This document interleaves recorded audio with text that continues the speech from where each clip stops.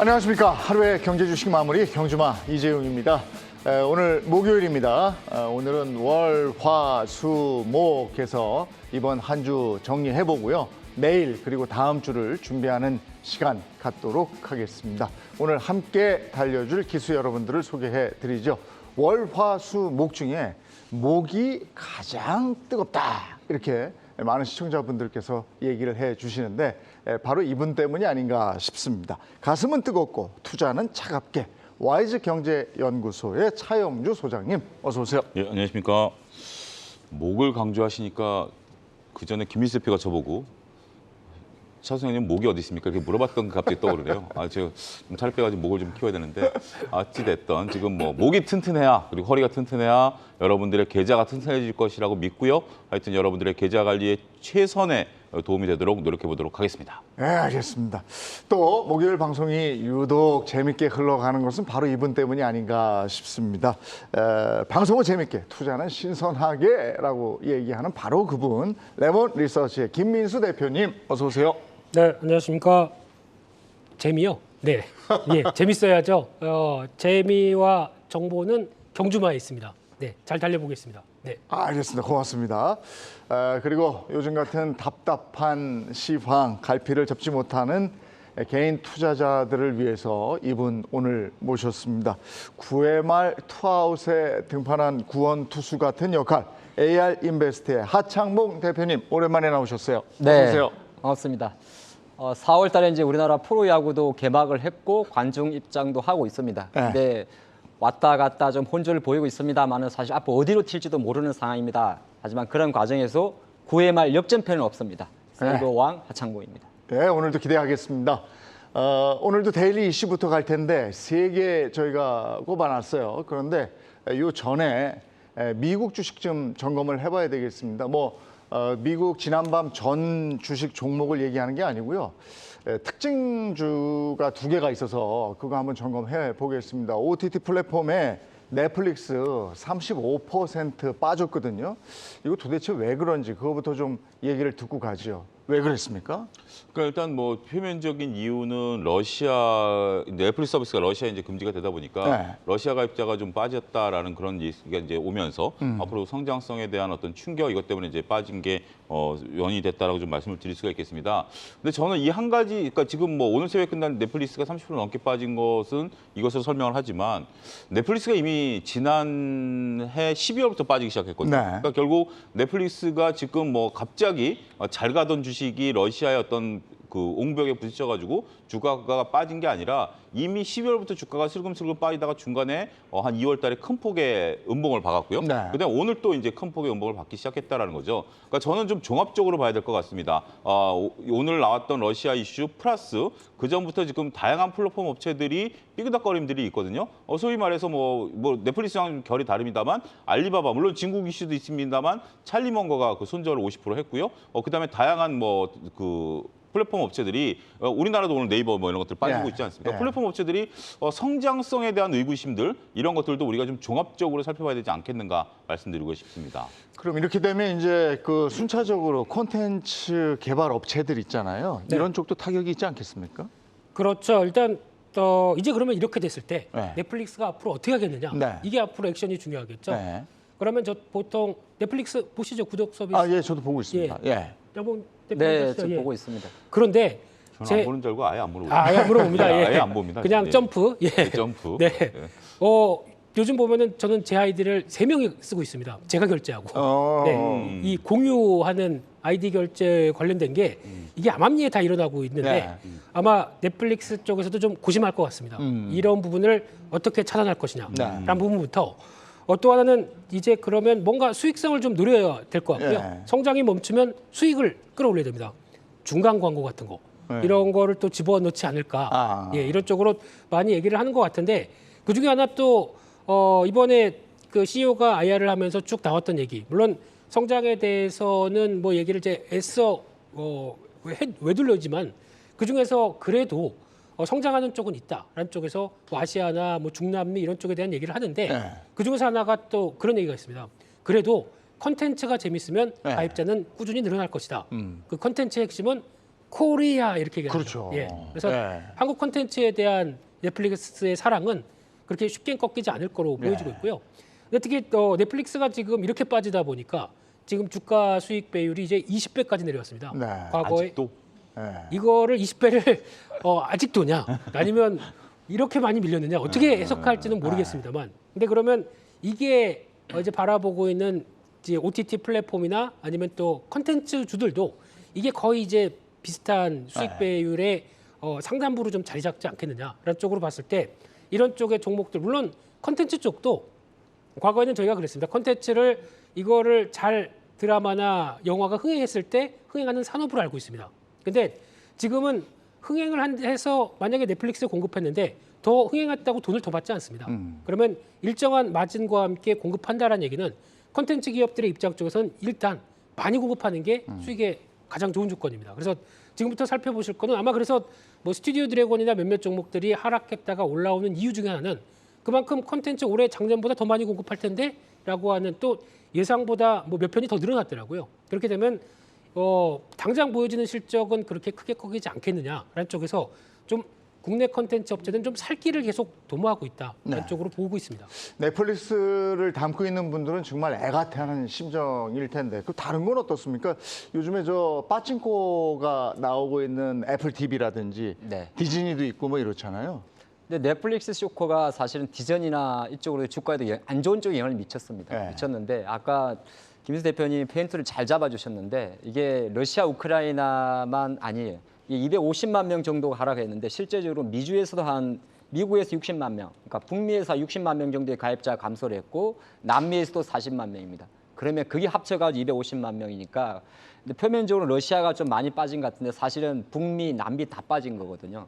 왜 빠졌느냐가 가장 중요한데 포인트는 맞습니다. 이게 가족 공유가 되는 거죠. 비번 공유. 근데 그러면 넷플릭스가 가입자 수를 증가시키기 위해서 가족 비번을 막는다? 그런 수를 쓰는 순간 더 내려가지 않겠습니까? 네. 그래서 도입할 수 있는 정책 자체가 이미 넷플릭스가 움직였더라고요. 광고를 보면 반값으로 이용할 수 있겠다. 그러니까 넷플릭스가 줄어드는 게 한국이 지금 14,000원 정도 하죠. 네. 네, 요금을 급격하게 올렸단 말이에요. 그러다 보니까 이제 요금만으로는 안 되는 겁니다. 그래서 가입자 수를 늘리기 위해서는 아마 광고를 봤을 경우에 반값으로 그러니까 그 정책을 진행을 할 것이고 네. 그런 과정에서도 사실 항상 나오는 이야기가 이제 새로운 콘텐츠에 대한 목마름이잖아요. 근데 지금은 그럼 디즈니도 콘텐츠를 만들고 넷플릭스도 맞춘 건데 이거는 넷플릭스의 향후 숙제는 마찬가지입니다. 가입자 수를 다시 늘리기 위해서는 어쨌든 간에 이용률을 다시 내리면서 양질의 콘텐츠를 제공하는 게 가장 우선이니까 네. 주가는 빠졌지만은 다른 한편으로 넷플릭스의 향후 그림은 결정적으로 오리지널 콘텐츠를 강화하는 부분이라 한국 주식 관련 콘텐츠 주식들이 하락한 거에 대해서는 저는 상당히 좀 일시적이고 오히려 다시 한번 기회가 되지 않겠느냐 그렇게 보겠습니다. 반사이익을 얻는 기업들은 그러니까 어떻습니까? 그걸 한마디 좀 덧붙이면 네. 이번에 여러분들이 오늘 넷플릭스 뉴스 말고요. 지난 뭐 한두 달 전에 나온 넷플릭스 뉴스를 보면 넷플릭스 코리아가 그 작년 실적을 발표를 했어요. 처음으로 발표한 겁니다. 넷플릭스가 우리나라에 들어온 이후에. 그런데 이제 매출이 많이 늘었어요. 뭐 작년 실적이 매출이 늘었는데 놀라운 것은 그 매출 원가가 네. 90%입니다. 89점 몇 프로예요. 그러니까 이제 예를 들어서 100억 원어치를 매출하면 90%까지 원가가 왔다는 거예요. 그러면 결국 이 원가는 뭐겠습니까? 우리 컨텐츠를 산 가격 아니겠습니까? 그러니까 김희수 대표가 얘기한 것처럼 지금 우리나라 컨텐츠들 입장에서 보면 제값 받고 나름대로 넷플릭스에 납품하고 있다는 거예요. 네. 이걸 넷플릭스가 어떻게 가입자를 끌어들여서 판매하느냐는 넷플릭스의 문제고 우리 컨텐츠 업체들은 나름대로 제값을 받고 넷플릭스에 공급하고 있다는 것을 보면 오히려 이런 쇼크에서도 컨텐츠주들은 좀 봐도 되지 않을까 싶습니다. 네. 이번엔 테슬라 얘기 좀 해보겠습니다. 어닝 서프라이즈가 나왔는데 테슬라 가격은 오히려 떨어졌단 말이에요. 천슬라에서 밑으로 내려갔어요. 네. 이건 왜 그런 겁니까? 그냥 장중엔 그랬는데 네. 시간외로 실적 발표하고는 다시 쭉 올라왔습니다. 그래서 이제 오늘 또 테슬라가 본작에서 어떻게 역할을 네. 하느냐라는 쪽에서 많이 지켜봐야 되겠는데 테슬라는 이번에 또 기업 실적 발표하면서 우리 머스크 형님은 네. 진하시더라고요. 네, 아주 또 영어로 했습니다, 물론. 네, 자유롭게 또 얘기를 하는데 네. 그 중에서 나왔던 것 중에 하나가 눈길이 가는 게 딱 지금 시장에서는 이번에 중국의 상하이 공장 쪽에서 나오는 부분들이 셧다운으로 인해서 얼만큼 손해를 받겠느냐, 얼만큼 피해를 네. 받겠느냐라는 네. 쪽인데 이번엔 계산이 안 됐다고 합니다. 너무 뭐 3일인가밖에 안 돼서 짧기 때문에. 그래서 그러면 그럼에도 불구하고 1분기는 잘 나왔다는 부분들 그리고 또 2분기에 대해서는 이게 영향을 받겠죠. 네. 근데 영향을 받는다고 하더라도 만약에 테슬라 입장 쪽에서 그건 그렇다고 하더라도 딜레이가 있다고 하더라도 충분히 그 과거보다는 어떤 예약 고객 수와 함께 이를 헤쳐나갈 수 있는 변화. 특히 출하와 관련된 문제라고 하게 되면 일단 지금 베를린이나 그리고 또 지금 미국에서도 텍사스 공장에서도 같이 연계를 하다 보니까 그만큼은 아니라고 하더라도 충분히 보완할 수 있다라는 쪽이 나오게 되면 우려보다는 생산이 그렇게 크게 걱정은 안 된다는 부분이 확인될 것 같고요. 거기다가 시장에서 가장 또 놀랍게 생각하는 거는 지금 보통 예측하기 한 EPS, 그러니까 주당 순이익이 한 2.27달러 정도면 많이 나오지 않았을까 싶었는데 그를 깜짝 놀라게 3.22달러, 1달러나 더 나왔다는 얘기는 이제 테슬라가 쉽게 말씀드리면 규모의 경제를 맞춰가고 있다는 얘기죠. 그만큼 생산 능력도 어느 정도 확보하면서 계속 그러니까 생산 능력을 확충할 때 따라올 수 있는 출하량 자체가 훨씬 더 그대로 맞춰갈 수 있다고 보여지게 되면 저희가 알고 있는 테슬라보다는 지금 경쟁사들이 출하량 때문에 고민하고 있을 때 먼저 선점을 하는 효과가 상당히 높다라는 쪽도 눈여겨봐야 될 것 같습니다. 저는 테슬라를 굉장히 이번에 달리 봤습니다. 네. 그러니까 기존까지 저는 테슬라에 대해서 긍정적인 코멘트를 한 번도 드린 적이 없어요. 왜냐하면 테슬라 재무제표를 보면 매출 속에서 매출 원가가 거의 매출과 비슷합니다. 그러니까 영업이익이 나지 않아요. 그러니까 초반에 테슬라가 이익이 났던 건 영업의 손익, 그러니까 탄소 배출권에 대한 정부 보조금, 친환경차에 대한 보조금 갖고 이익을 냈었거든요. 네. 근데 이제 그런 것들은 글로벌 추세로 줄여가는 거죠. 우리나라도 지금 뭐 전기차를 살 때 보조금 주는 걸 줄여가고 있지 않습니까? 그런 추세인데 그러면서 저는 이제 항상 말씀드렸던 테슬라는 좀 지켜봐야 된다. 과연 각 그 자동차 회사들의 어떤 경쟁 이것에 살아남을 수 있는가 봤는데 시간이 지날수록 테슬라 쪽으로 저는 기울기 시작했다는 거. 지금 김민수 대표가 3달러라고 주당 얘기를 한 것을 보면 이거는 물론 이제 아직까지는 영업이익과 영업의 손익이 합쳐진 거긴 하겠습니다만 영업의 손익이 줄어드는 과정에서 정상적인 영업이익이 나타나기 시작했다. 그리고 테슬라가 강점으로 내세우고 있는 생산 방식의 차이죠. 그러니까 똑같이 자동차를 찍어내는 방식이 현대차와 테슬라가 달랐는데 그게 과연 비교 우위를 보일 수 있었겠느냐라는 부분들이 있어요. 물론 OS는 별개입니다. 비교 우위를 보일 수 있었겠느냐라는 건데 드디어 이제 규모의 경제가 달성하면서 나타나기 시작했다는 것은 여러분들이 이런 게 무서운 게 결국 테슬라도 장치 산업이잖아요. 대규모로 공장을 지어야 되기 때문에 거기에 막대한 투자 설비가 들어가는데 투자 설비에 대한 감가상각이 끝나가면서 비용이 줄어들면서 이제 이익을 보기 시작한다면 이익은 J커브를 그리게 됩니다. 그러니까 45도 곡선이 아니라 J커브를 그리게 되기 때문에 저는 테슬라가 앞으로 지금 물론 이제 판매량이라든지 이런 경쟁은 굉장히 치열해지겠습니다만 우선 영업력을 가지고 영업이익을 내기 시작했다라고 본다면 테슬라 저는 뭐 주가가 싸냐 비싸냐는 별개지만 테슬라에 대한 어떤 재무 안전성은 더욱더 높아질 것이다 이렇게 말씀드릴 수가 있겠습니다. 근데 어떻게 보면 말이죠. 이 테슬라가 이제 점점 문화가 돼가는 것 같은 느낌이 들어요. 요컨대 바바리는 버버리라든지 찌푸는 찌푸차 뭐 이런 얘기가 있듯이 전기차는 테슬라 뭐 이렇게 되는 것 같은데 또 많은 분들이 테슬라는 천 밑에서는 좀 담아라 이런 얘기도 해요. 네. 유효하다고 보십니까? 유효하다고 봅니다. 테슬라의 주가가 최근에 이제 주춤되는 거는 사실 실적 이슈로 그리 반응할 건 아닌 것 같고 실적은 말씀하신 대로 내부 실적이 되게 좋아진 게 저도 가장 이번 실적 발표에서 포인트를 잡은 겁니다. 네. 이전에는 이제 뭐 탄소 배출권 이슈라든지 서비스 부문이었는데 GPM, 그러니까 매출액 총 이익률과 EPS가 좋아진 건 상당히 실적이 면에서 좋아진 건데 주가가 별로 반응 안 하는 거는 테슬라 주가는 대부분이 인도량 발표할 때 가장 잘 움직입니다. 1분기에 벌써 32만 대 정도의 전기차를 인도를 했단 말이에요. 그렇기 때문에 주가는 크게 요동이 없고 요새 주가가 조금 이제 박스권에 갇힌 거는 첫 번째는 트윗 인수에 따른 불확실성입니다. 그러니까 트윗을 인수하려고 한다 보니까 시장에서는 그 막대한 자금 어떻게 할 거냐. 그러니까 앨런 머스크가 큰 그림을 그린 건 맞아요. 맞긴 맞는데 당장의 주가 관점에서는 이제 상승 제약 요인이 트윗 인수에 대한 불확실성이 있고 그러면 상승 요인은 또 뭐였냐면 어쨌든 다시 한번 선포한 주식 분할 이슈가 있기 때문에 주가 관점에서는 뭐 심플하게 말씀드리면 $1,000 밑에서는 저도 매수 의견을 좀 드리겠고요. 중요한 것은 그럼 과연 테슬라의 주가가 언제 주가 관점에서 올라갈 수 있을까? 이거는 중국의 봉쇄가 완화되는 게 가장 포인트가 될 것 같습니다. 그래서 지금 워낙 주말에 사실 중국의 상해 쪽은 공장 이제 봉쇄가 완화가 되고 테슬라 공장도 가동된다고 했습니다만은 이게 지금 상해만 그런 게 아니라 최근에 보게 되면 어제 그게 광산입니까? 텅산 또 광산도 좀 하다 보니까 중국의 봉쇄 자체가 어떻게 보게 되면 테슬라 주가에 일단 치고 가는 것을 잡고 있기 때문에 좀 답답하지만은 뭐 트레이딩 관점에서는 저는 개인적인 의견으로는 $1,000 밑에서는 예, 매수 의견을 유지하는 게 좋겠다 보고 있습니다. 자, 물 건너 테슬라 얘기했으니까 우리로 돌아와서 현대 기아차는 어떻습니까? 현대 기아차도 의외로 저희가 테슬라 쪽 보고 있고 와 부럽다라고 하는 가운데 현대 기아차도 성과를 내고 있습니다. 네. 그래서 이게 벌써 저희가 알기로는 이제 기아 같은 경우 북미 쪽에서 전기차 테슬라 다음 2위입니다.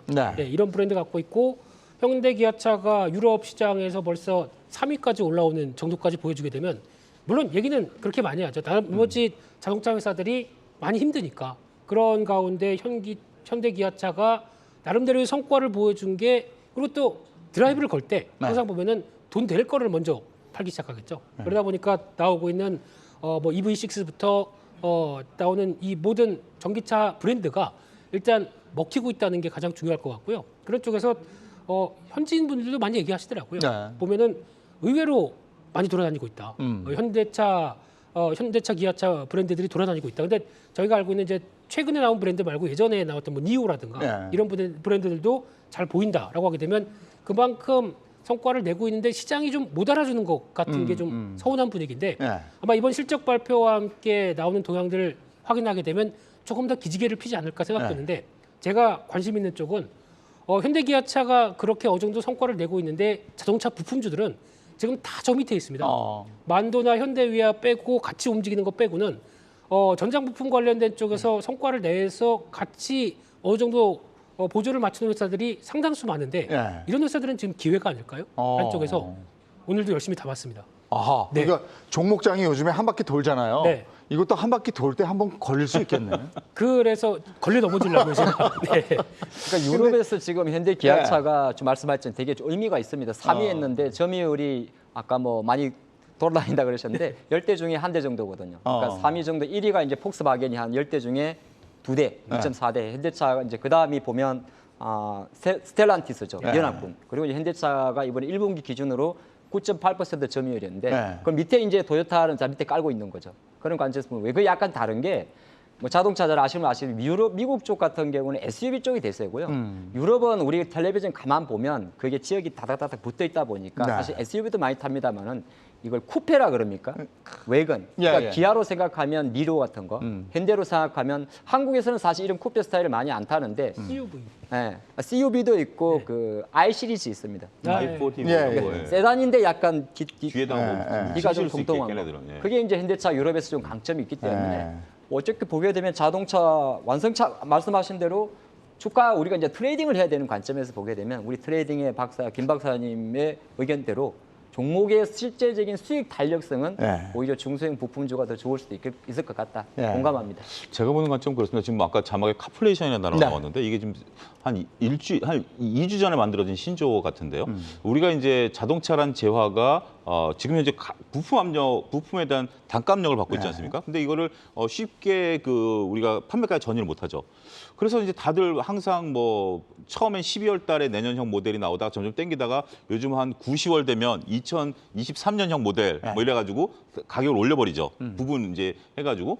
근데 테슬라라는 애가 분기마다 가격을 올렸어요. 네. 그러니까 뭐 근데 이게 소비자한테 먹혀요. 네. 그러니까 이제 다른 뭐 자동차 회사들이 지켜보니까 이거 먹히네. 그래서 지금 검토 들어갔다는 뉴스들이 나오는 거죠. 그러니까 예를 들면 현대차가 여러분들을 뭐 계약하러 갈 때 전 분기 계약금과 이번 분기 계약금이 동일 모델이 달라질 수도 있습니다. 이제 그런 시대가 목도가 됐고요.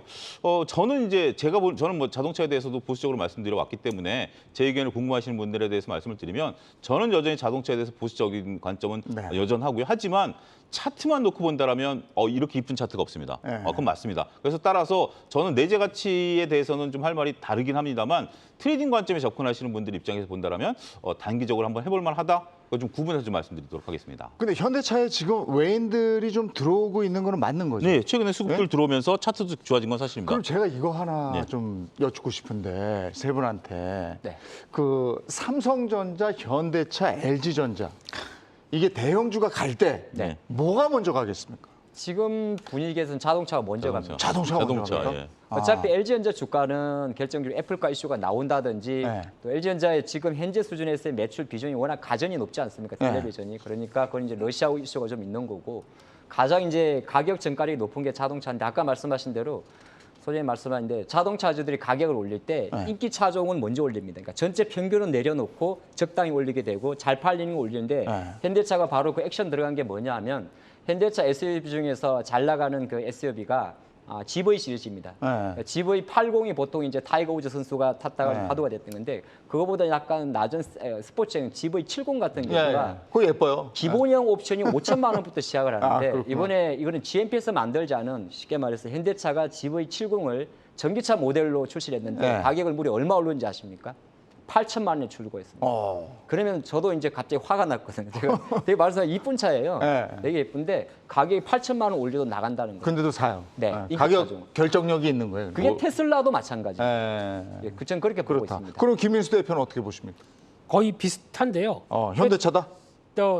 제가 부품 주사 놓고 현대차 아니라고 그러면 좀 이상하죠. 예. 사신 방송? 그건 아니고 이 정도쯤 되면은 이제 한 번쯤 또 이제 요즘 중소형 테마가 더 강하기 때문에 이렇게 많이 처져 있다고 하게 되면 언제든 들어오겠구나라는 생각 속에서 들어왔는데 근데 지금 또 하나 삼성전자를 또 애써 외면하면 안 되는 게 지금 삼성전자를 바라보면서 삼성전자가 움직이는 게 아니라 벌써부터 들썩거리는 쪽은 오셋 쪽. 그리고 또 오셋도 일단 삼성전자가 물량을 다 이제 넘겨서 지금 준비가 돼서 실적이 좋아지는 회사들이 많이 나오고 있습니다. 대표적으로 뭐 또 DDR5 관련돼서 지금 준비하는 회사들도 그렇고 뭐 ISC나 테크윙 벌써 실적 좋게 나왔죠. 그와 함께 그래도 꾸준히 소모품으로 들어간다고 하는 원익 QNC 같은 경우도 이제 움직이기 시작합니다. 이런 쪽으로 봤을 때는 삼성전자만 보고 계시면은 답이 없으실지 몰라도 해답은 또 그래도 작년도 좋았고 올해도 실적 좋아진다는 이 소부장 쪽은 여전히 기회 요인들이 많은데 또 이번에 P3 관련돼서 평택 공장에 이제 또 착공이 들어가는 분위기죠. 그럼 거기 들어갈 때 나올 수 있는 또 P3는 아마 EUV라고 하는 공정 쪽에 좀 더 특화를 많이 시킬 것 같습니다. 그러다 보니까 요즘에 EUV 쪽에 강점 있는 회사들도 약간 또 들썩거리기 시작하더라고요. 이런 것도 한번 포인트 가져가시면서 놓지 말자 중소형주. 이상입니다. 우리 경주마 시청자 여러분, 김민수 대표가 얘기할 때요 이렇게 받아 적으셔야 돼. 종목이 툭툭툭 나오거든요. 이게 그런 거 센스 있게 받아 적으셔서 적용하면 좋습니다.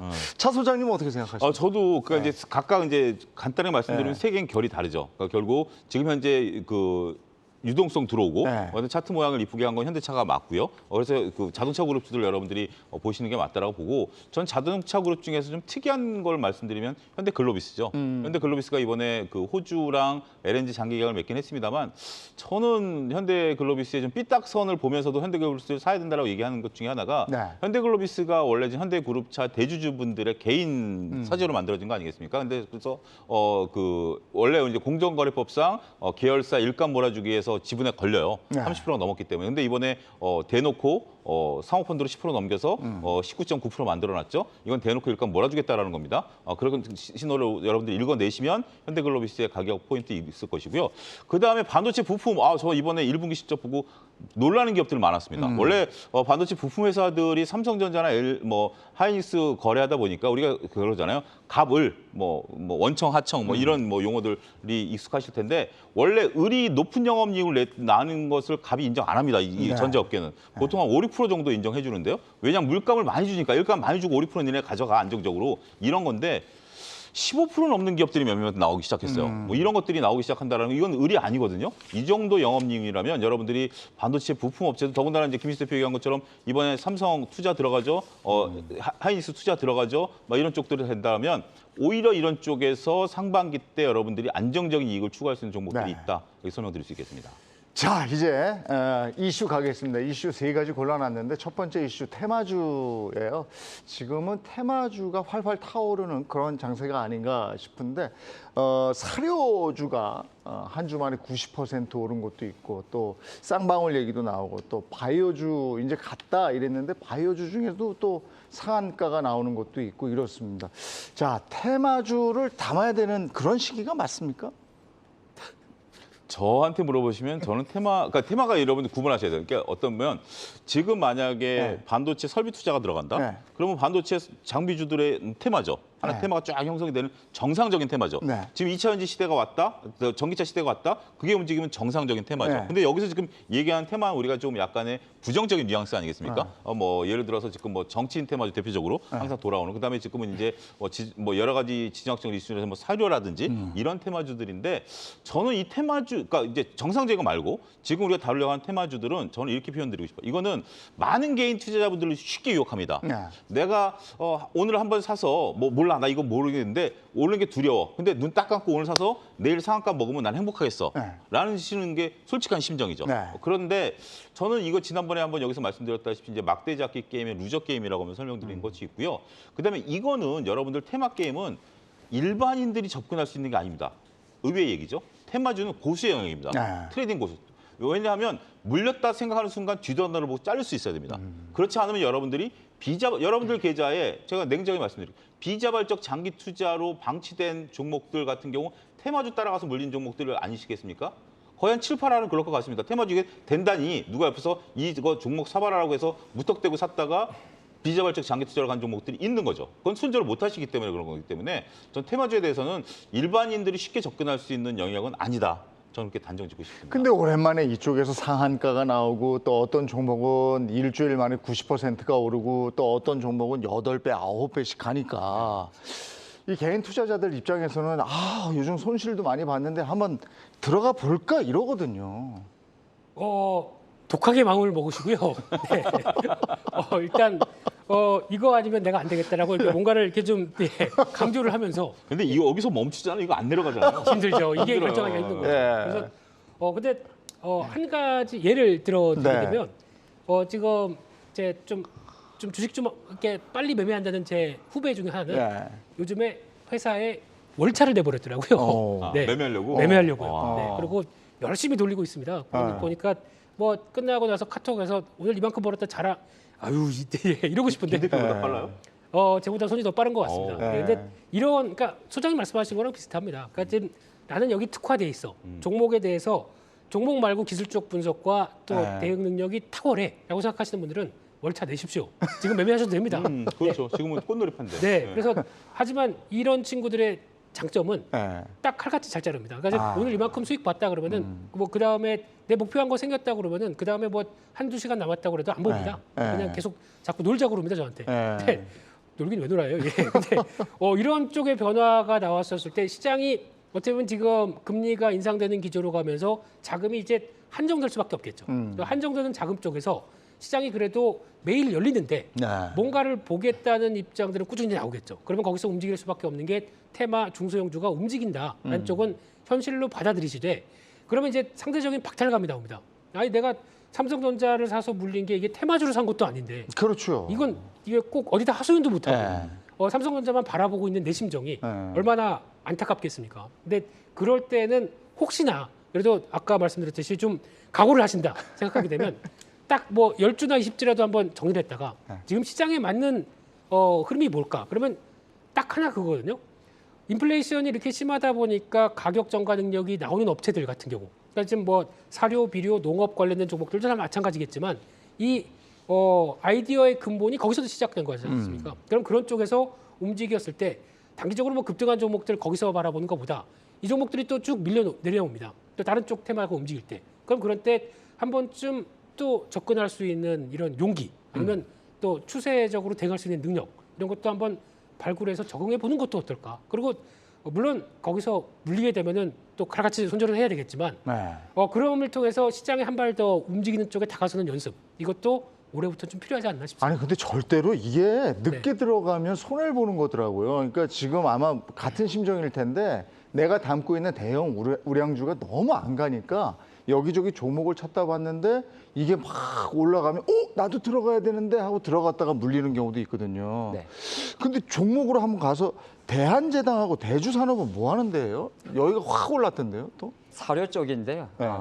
약간 제가 정리를 좀 해드릴 필요가 네, 있어요. 예, 제가 정리 한 달에 한번 한 번 정도 경주만 나오고 이제 차소영님과 예, 같이 예, 하는데 예. 제가 차소영님 대부분 투자 스타일이 보수적이세요. 예. 스타일 투자를 지향하시는데 오늘 제가 깜짝 놀란 게 두 가지가 있습니다. 첫 번째는 테슬라에 대해서 극찬하셨고 두 번째는 반도체 기업 실적 발표하고 깜짝이야 이걸 보고 아 시장이 정말 좋아지는구나 이 생각 먼저 했고요. 두 번째는 이제 테마주가 이렇게 볼 수 있어요. 제가 좀 나눠드리면 지금 움직이는 테마들은 대부분 이슈성 테마들입니다. 네. 그러니까 실적이 없는데 실적은 현재 어쩌면 앞으로 좋아질 수 있지 않을까? 예. 보통 이런 거 뭐 예를 들어서 뭐 정책 관련주, 뭐 인맥 관련주 이런 테마가 되고 보통 우리가 테마주라고 말하면 예를 들어서 전기차라든지 LNG라든지 철강 같은 경우는 스타일 테마라는 표현도 씁니다. 실제적으로 글로벌 기준으로 어떤 큰 트렌드가 바뀌어서 정말 실적이 앞으로 좋아지기 때문에 장기적으로 한국만의 테마가 아니에요. 근데 4월 달에 움직이는 테마는 대부분 공통점이 뭐냐 하면 약간 국내 테마가 좀 많습니다. 그리고 이게 왜 많이 움직이냐 하면 특징이 있는데 보통 우리가 테마주도 조금 제가 테마주 특집으로 준비를 했으니까 말씀을 좀 드릴게요. 바이오 테마가 있고 신기술 테마가 있고 지금 인플레이션 테마가 있죠. 바이오 테마는 오래 안 갑니다. 왜 안 가냐면 내용이 너무 어려워요. 그러니까 일반 투자가분들이 주식을 살라니까 무슨 말인지 어려워. 그래서 어떻게 보면 특정가에 가다가 근데 가다 말고 신기술 테마 같은 경우는 예를 들어서 옛날에 그래핀 같은 게 있습니다. 뭐 꿈의 신소재 이런 거 나오면 우주 나오면 첫 번째가 왜 얼마 가다 마냐 하면은 이쪽 테마는 특허 있는 기업 찾기도 어렵고 이력도 어렵고 기업들의 주가 그 실제로 실적 자체가 너무 안 좋아요. 네. 근데 지금 움직이는 아까 말씀하신 설탕, 사료 뭐 이런 뭐 네. 시멘트 이런 거는 왜 그러냐면 다 공통점이 있습니다. 일단 회사 업력이 오래됐고요. 대주주 지분이 되게 높습니다. 그리고 만약에 그거를 추천하는 사람, 주식이라는 게 그렇잖아요. 누군가 추천을 하거나 매수를 하면 누군가가 사기 때문에 올라가지 않습니까? 네. 내용이 너무 쉬운 거예요. 그냥 곡물가 올랐다, 소매 올랐다 그러면 사려 그러면 그냥 우리가 이해가 쉬운 겁니다. 네. 그래서 지금 이 난리가 난 건데 그러면 앞으로도 계속 이 난리가 나겠느냐? 네. 일단은 큰 트렌드가 원자재 인플레이션이니까 난리는 납니다, 계속. 그래서 아마 뭐 아까 김민수 대표 말씀하신 대로 지금 이거 좋아하시는 분들은 물반 고기 반이에요. 네. 뭐 돌아가면서 계속 좀 올 거다. 네, 그렇죠. 그래서 아까 지금 네. 말씀 이번 주 좀 핫했던 종목이 아마 대한제당하고 대주산업인데 네. 대한제당 아시겠습니다. 설탕회사고 네. 대주산업 아시겠습니다만 사료입니다. 대주산업 거의 뭐 네. 90%가 사료만 나오는데 우리 같은 사람이 이제 사 소장님하고 저하고 좀 비슷한가? 약간 이제 같이 브로스가 하게 되면 말이 안 되는 거거든요. 네. 실적이 뒷받침이 되는 건 안 아니다, 되는 이거예요? 거죠. 네, 안 되는 거죠. 왜냐하면 제가 사료를 조금 아는데 네. 뭐 아는구나. 제가 원래 축산하고 농가 쪽에 좀 조예가 있습니다. 농업에 진짜 어. 예. 약간의 선도거래 성격이 있어요. 네. 그러니까 축사 같은 경우에서 만약에 뭐 사료를 먹이면 네. 매달 뭐 시장에서 사오는 게 아니라 네. 우리가 선도거래라는 게 그 대출을 치면 그 밭대기라 그러잖아요. 네. 미리 일정 부분을 재고를 쌓아 놓습니다. 6개월치, 1년치. 그렇기 때문에 물론 이제 그게 나중에 하반기로 가게 되면 가격 인상이 반영이 되겠지만은 실적으로 움직이지가 않고 근데 가장 이제 이렇게 뭐 묻지마로 올라가는 가장 큰 이유는 어떻게 보게 되면 뭐 다 뛰니까. 네, 일단은 그러한 논리. 나중에 실적은 차후 문제. 사실 사료값이 오르는 것보다 사료를 만들기 위한 옥수수나 곡물 가격이 더 오를걸요. 그리 보는 게 좋을 것 같습니다. 네. 저는 마지막으로 이 비유를 간단하게 드리고 네. 싶어요. 여러분들 이제 그렇죠. 움직이는 주식, 뭐 지금처럼 올라가는 주식이나 뭐 움직이는 주식에서 많은 분들이 그런 비유를 듭니다. 달리는 말에 올라타라, 달리는 말에 올라타라라고 비유를 하는데 저는 이것을 좀 이렇게 원칙적으로 해석하면 달리는 말에 올라타는 거 맞습니다. 저는 그거 추세 추종을 하기 때문에. 근데 여러분들 말이 그러니까 이제 제주도 가서 이제 사람이 끌어주는 말 말고 네. 따그닥따그닥 하는 말 타실 수 있는 분 한번 손을 들어보시죠. 저 못합니다. 네. 그러니까 이 얘기는 뭐냐면 달리는 말을 내가 말을 못하는데 뛰어 올라타야 돼요.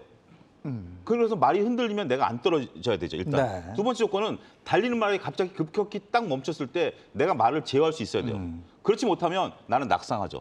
따라서 김민수 대표가 얘기한 것처럼 말이 언젠간 멈춥니다. 이건 영원히 달려가는 말 없습니다. 멈출 때 내가 낙상 안 당할 수 있는 기술력, 손절이 아닌 이상은 여러분들이 어떠한 달리는 말에 올라타겠으면 100% 떨어져서 사고를 당하실 수밖에 없다. 저는 그렇게 말씀드리겠습니다. 말을 못 하시면 경주마 나오시면 안 이 경주마 그래요. 네, 경주마는 떨어지지 않으니까 경주마하고- 경주마를 타시면서 말을 조절할 수 있는 능력을 10분 배양하시면 될 것 같고요. 근데 이번 이슈에서 딱 그거 하나만 말씀드릴 네. 것 같습니다. 이번에 이 뭐 사료, 비료, 농업 이 관련된 쪽에서 촉발시킨 게 전쟁이거든요. 네. 그렇죠. 만약에 전쟁이 또 합의가 됐다, 뭐 무슨 휴전이 됐다, 그러면 또 일순간 급락할 수 있습니다. 네. 이건 조심하셔야 될 것 같아서. 밤에 갑자기 탁 종전선언 아니 딱 근데 튀어나오잖아요. 어떻게 보면 또 우리 주식에서요 이게 있어요 쌍용차 관련해서 네. 네.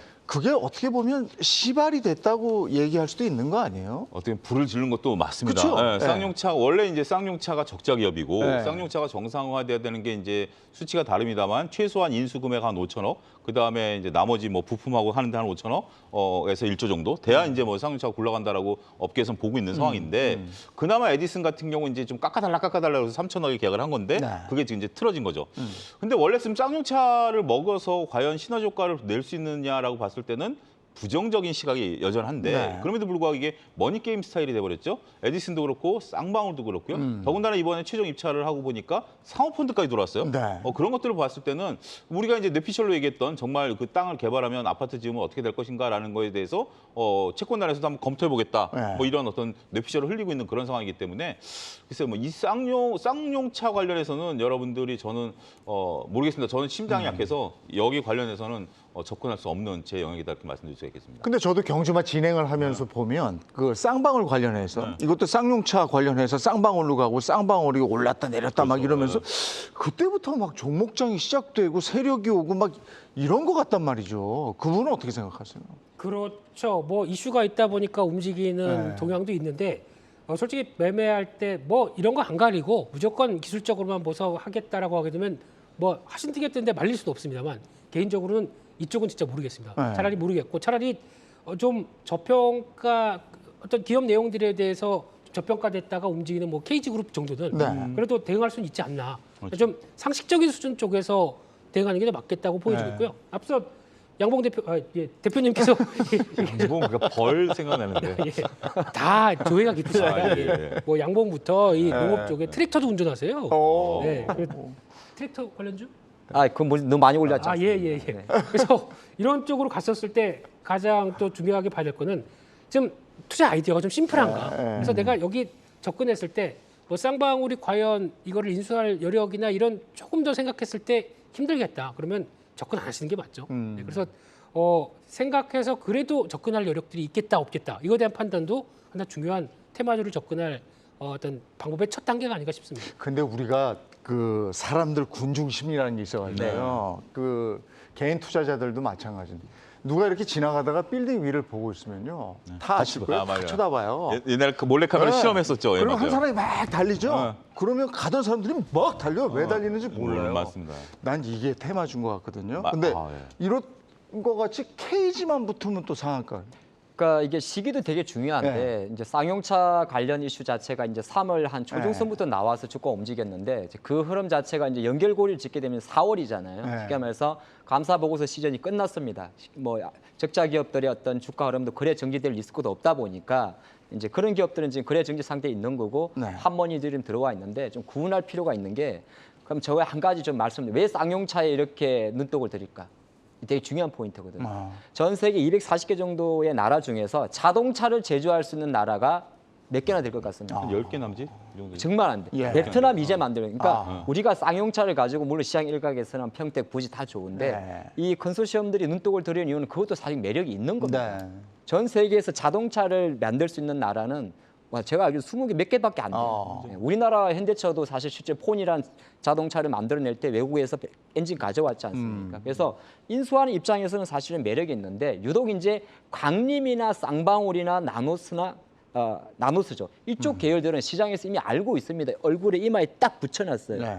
우리는 그냥 주가 차익만 노리는 불나방들이더라고 다 알고 있습니다. 그러다 보니까 이 종목들은 실제적으로 에디슨도 마찬가지로 들어오면 뭐 자금이 들어온다 만다 하는 건데 KG가 들어오면은 좀 시장의 반응이 다른 게 KG는 자금력을 확실히 갖고 있기 때문이고 이미 KG가 동부제철을 인수하면서 상당히 성공적인 그림을 보여줬기 때문에 시장 관점에서는 쌍방울 강림의 이슈보다는 KG의 이슈에는 조금 더 뭐 긍정적으로 반응하지 않나 보는데 사실 이 테마 같은 경우는 아까 우리 곡물 테마보다 더 위험합니다. 이거는.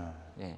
왜냐하면 이건 앞에 전방 산업에 어떤 큰 트렌드가 잡히는 건 아니니까요. 네. 저는 그렇게 보고 있습니다. KG가 지금 현재 언론에 보도된 바에 의하면 현금성 자산이 한 3,600억 있고요.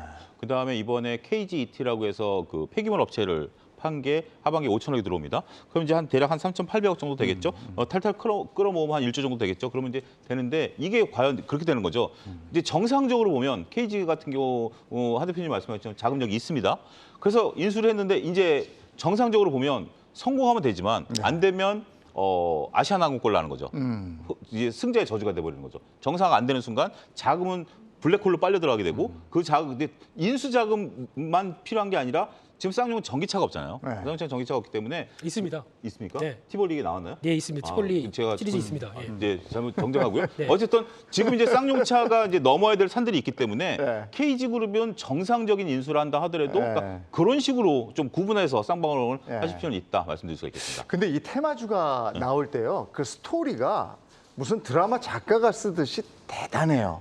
그리고 맞아 떨어져요. 그러니까 자극적이죠. 지금 우크라이나가 파종을 못했기 때문에 곡물 사료 계속 갈 거라든지, 아니면 전쟁이 끝나봐라 이거 복구해야 되기 때문에 철강이 쭉 간다. 뭐 그렇죠. 이런 거거든요. 네. 그래서 많은 개인 투자자들이 야, 어디 현대 사료 같은 거 없어? 이렇게 한 5배, 6배, 7배, 8배, 9배 일주일에 막 그냥 90% 오를 거 뭐 없어? 다음은 철강이야? 철강에 뭐 있어? 이렇게 가는 거거든요. 그러면 이걸 이 유혹을 떨칠 수 없다면 들어갈 때 잘 들어가자 이거예요. 그렇죠. 그 팁 좀 주세요. 어떻게 잘 들어가요? 없습니다.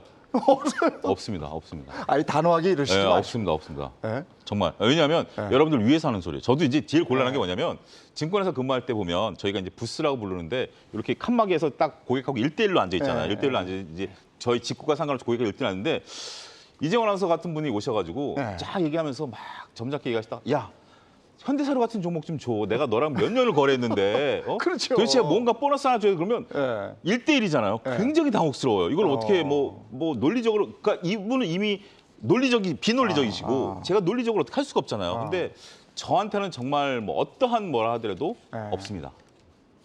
왜 없습니까? 아 대표님 하나 없습니다. 주실 것 같은데. 네. 개발을 해. 개발 잘못하면 개발로 걸어다닙니다. 저는 없습니다. 네, 아이 보통 이제 테마주 관련돼서 아우 저런 거 부러워라고 생각하시는데 네. 저 개인적으로는 노력을 안 해서 그렇습니다. 예. 열심히 종목들 찾아보고 구글링해보고 서치하다 보면은 그러니까 주가가 이만큼 뜬 거는 그냥 너희들의 목. 근데 저는 차라리 그럼 다음에 뜰 테마가 뭘까 이런 걸 또 공부해가면서 그렇죠. 이게 좋지 않을까요? 그러면 주가도 벌써 시장에 상관없이 이렇게 쭉 쳐져 있습니다. 네. 그런 쪽에서 그러면 이제 보통 이제 전방 산업이라든가 아니면 대기업들이 뭔가를 변화를 가져간다든가라고 했었을 때 나올 수 있는 낙수효과 같은 쪽을 볼 수 있는 종목들을 쭉 찾아놔서 차라리 거기서 좀 기다림 매매 뭐 좀 기다려서 그를 다음에 변화를 노리는 게 더 낫지 않을까요? 물고기가 오는 길을 딱 기다리고 있어라 이건데 네, 쫓아다니지 그렇게, 말고. 예. 그죠? 네. 네. 그것도 그게 뭐냐는 거죠. 계좌가 이쪽에서 이쪽으로 옮겨가는 느낌이 딱 드네요. 이제 네. 고객님 어서 오십시오. 아, 그게 뭐냐 이건데. 그게 스토리가 쫙 전개가 되더란 말이에요. 그러니까 이건 조금 테마주도 어쩌면 우리 투자의 하나거든요. 네. 그러니까 뭐 예를 들어 현대사료라든지 이런 종목들은 공통점이 뭐가 있냐면 주가가 이제 우리가 말하는 기세 상한가 거의 뭐 이렇게 올라가는 공통점은 대부분이 어떤 약간 뭐 M&A 세력들이 보통 많이 갖고 있습니다. 물량 자체를. 그래서 주주 구성을 열어보면 뭐 사모펀드가 대제 최대 주주로 있다든지 그런 종목들이 그렇게 가는데 그걸 사실 따라서 할 수는 없어요. 그거는 우리가 말하는 보통 시장에서 한국 거래소도 예의주시하고 있는 이상적인 종목들, 비이상적인 거래를 보이는 것이고 하지만 다른 한편으로는 우리 트레이더 관점에서는 굳이 현대사료 간다고 그걸 저는 서점과 조금 다른 내용인데 시장이 어쨌든 항상 정상적으로 가지는 않을 때도 있잖아요. 그런 관점이라면 그 트렌드는 잡아가야 되는데 그러면 어떤 게 좀 좋나 보게 되면 한 번만 더 생각해 보면 돼요. 사료도 예를 들어서 그냥 뭐 예를 들어서 사료만 만든다 이렇게 보시지 마시고 그 만약에 우리나라 물론 사료 곡물은 대부분이 미국에서 가져오는데 네. 실제적으로 그거 사료 자체를 뭐 예를 들어서 실적 자체가 그나마 조금 괜찮은 기업들은 일반 개인 투자보다는 기관들도 조금 건드립니다. 아니면 뭐 말씀하신 예전에 뭐였죠? 이지바이오 같은 회사들인가요? 네. 네. 어떤 회사 플랫폼 자체를 딱 뭐 축산 이런 게 다 갖춰진 기업들은 어느 정도 기관들 자금들도 일정 부분이 들어와요. 내가 물론 주가 널뛰기 하는 거는 다른 종목보다 조금 덜하겠지만 개 중에서도 어쨌든 그나마 좋은 회사를 하는 게 만약에 올라갈 때 남들보다 조금 덜 오르더라도 예를 들어서 아까 말씀하셨듯이 갑자기 뭐 외부 이슈로 급락할 땐 덜 빠집니다. 내가 빠져나올 수 있는 시간이 좀 있고 근데 이게 조금 어렵다면 우리 김민수 대표님 말씀하신 것처럼 계속 넥스트를 생각하는 게 좋을 것 같아요. 네. 그게 좀 어렵죠. 하지만 그 넥스트 그러니까 오늘 이제 사료가 많이 뛰었으니까 지금 약간 그래요. 오늘 사료가 많이 뛰었으니까 내일도 사료 뛸 거야. 그게 아니더라고요. 네, 그렇죠. 이런 거 그러니까 계속 가는 건 없더라고요. 김 대표가 그렇죠. 처음에 그래서 네. 사료 처음에 딱 썼을 때 그저 이제 뭐 사석에서 형님 사료 떴으니까 다음엔 수산이에요 그러더라고요. 그 일주일 뒤에 수산 떴잖아요. 그렇게 돌고 도는 거잖아요. 다음 뭐예요, 그러면? 받아줄게. 까먹었습니다. 예. 근데 이런 분위기 자체가 시장이 제때 가져야 되는데 그렇죠. 이 장이 제때 안 가주니까 삼성전자가 조바심에서 막혀 이런 있으니까 그런 거죠. 겁니다. 예, 맞습니다. 예. 삼성전자가 가고 있으면 뭐 삼성전자가 6만 원에서 7만 원만 가져도 예. 현대사를 너 상한가 하는 거 그래 너는 네 영역이고 예. 내 영역에서 내가 플러스가 나니까 상관없어라는데 네. 예. 정말 이제 삼성전자 7만 원이 밑에 있기 때문에 예. 그런 조바심도 내고 욕심도 내고 하는 게 아닌가 싶은데 글쎄요 뭐 기다리시면 결국 예. 뭐 지나고 그러니까 저도 증권회사 다닐 때는 굉장히 급하더라고요. 증권회사 예. 예. 직원들 특성이 급했는데 그러고서서 한 3년, 4년 지나고 보면 묵직하고 갖고 계셨던 분들도 결국 수익률이 비등비등해지더라고요. 예, 예. 토끼와 거북이 같은 스타일인 것 같아요. 그러니까 지금 너무 여러분들이 토끼 종목을 따라가려면 아드레날린이 막 분비가 돼야 됩니다. 예. 막 흥분돼야 되는데 저처럼 심장이 약해가지고 그런 거 못 견디시는 분들은 거북이처럼 묵직하게 가시는 것도 결국 우리 농담으로 그런 얘기가 있습니다. 자꾸 제가 농담하는데 그 증권회사 직원들이 하는 얘기가 당구 용어. 가락에서 다 만난다. 그런 거죠. 알더만 빨리 끝내서 가봤자 끝에 가서 가락에서 다 만나니까 아이고. 여러분들 그렇게 보시죠. 예. 당구 아니, 50시 근데 요즘에는 물삼십입니다, 정말 물삼십. 테마주가 아닌 다음에는 거래량도 없고요, 회전율도 없고 이런 것 같아요. 네, 거래 대금도 많이 줄였는데 아까 말씀하신 대로 주도주가 없으니까 이제 뭐 굴 없는 호랑이 없는 곳에 늑대가 판치는 그런 상황인데 과연 시장이 언제 그러면 조금 더 메이저 자금들이 들어올까 한 생각이 많을 거예요. 이건 삼성전자랑 잠깐 연결시켜서 말씀을 드려볼게요. 오늘 좀 삼성전자한테 좋은 소식 하나, 나쁜 소식 하나 있습니다. 나쁜 소식은 삼성전자에 대한 외국인 지분율이 역대 세 번째로 낮아졌습니다. 그래서 작년 한 8만 원 할 때 52.4% 지분율에서 지금 51% 정도니까 최근 뭐 어떻게 보게 되면 연초 대비해서 한 6조 원 정도 삼성 자금이 빠져나갔는데 최근에 조금 우리가 시장 관점에서 제일 안 좋은 게 뭐냐 하면 바로 중국의 위안화입니다. 네. 예, 중국의 위안화가 지금 이틀 연속 4개월 내에 거의 한 6.4위안까지 최저치 올라가다 보니까 이게 원화 환율이 계속 올라갑니다. 그러니까 우리나라 원화 환율의 상승세와 삼성전자의 주가는 보통 디커플링을 많이 보입니다. 예를 들어서. 그러니까 우리가 간단히 생각하게 되면은 삼성전자 원화 환율이 뛴다는 건 어떻게 보면 대외 변수긴 합니다만은 오히려 이게 실제적으로 외국인들 자금이 본격적으로 들어오려 그러면은 첫 번째는 우리나라 원화 환율이 안정을 보여야 됩니다. 근데 그 원화 안정의 포인트는 위안화에서 좀 보셔야 될 것 같습니다. 알겠습니다. 자, 오늘은 우리가 시장에 들어가서 뭘 하지 말아야 되는지를 오늘 또 세 분이 얘기를 해주지 않았나 싶습니다.